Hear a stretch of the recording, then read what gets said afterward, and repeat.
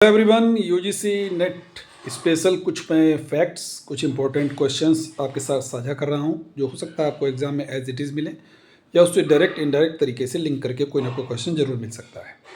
तो बातचीत करने वाले हैं पेपर 2 हिस्ट्री सब्जेक्ट के लेकर के। तो याद रखना है, अगस्त क्रांति, जिसको हम लोग अगस्त क्रांति को हम लोग भारत छोड़ो आंदोलन भी कहते हैं। अगस्त क्रांति के दौरान शंकर राव देव ने, किसने? शंकर राव देव ने अहमदनगर जेल से वायसराय को एक क्षमा याचना पत्र लिखा था।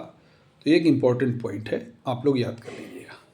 ठीक है। दूसरा, जैन धर्म कर्मवाद में विश्वास रखता है। ये स्टेटमेंट मोड में क्वेश्चन आ सकते हैं। ठीक है, याद रखना है। फिर एक चीज़ और याद रखिएगा, अगर कभी पंचरात्र व्यूह की बात आती है, पंचरात्र देवताओं की बात आती है, तो याद रखना है वसुदेव, संकर्षण, प्रद्युम्न, अनिरुद्ध, ये पंचरात्र व्यूह के 4 प्रमुख देवता माने गए हैं। ये एक इम्पॉर्टेंट पॉइंट आपका बन सकता है, बहुत ही इम्पॉर्टेंट ये क्वेश्चन आपका बन सकता है।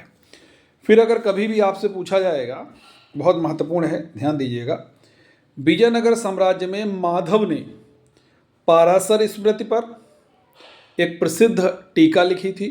उस टीका का नाम था काल निर्णय। इंपॉर्टेंट है, नोट कर लीजिएगा, क्वेश्चन जरूर आपको मिल सकता है। ठीक है भाई।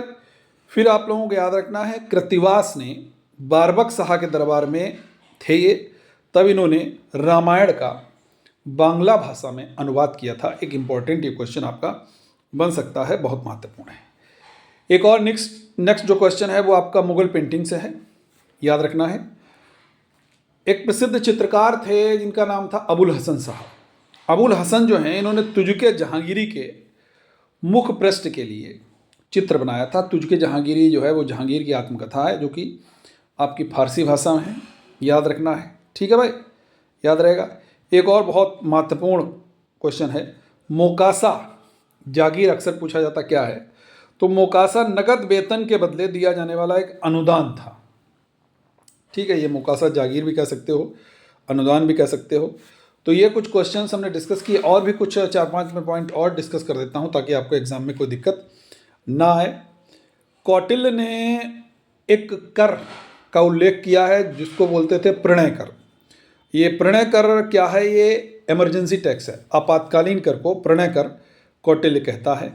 ये पॉइंट भी आप लोगों को याद रखना है। ठीक है भाई, बहुत महत्वपूर्ण है, देखिए याद रखना है। दूसरी चीज़, अगर कभी मैंने विवाह की बात की थी, उसमें अक्सर पूछा जाता है कि संबंध विच्छेद कौन से विवाहों में संभव थे? तो असुर विवाह में थे, गंधर्व विवाह में थे। इसमें संबंध विच्छेद या तलाक इसमें जो था वो संभव था, याद रखना है।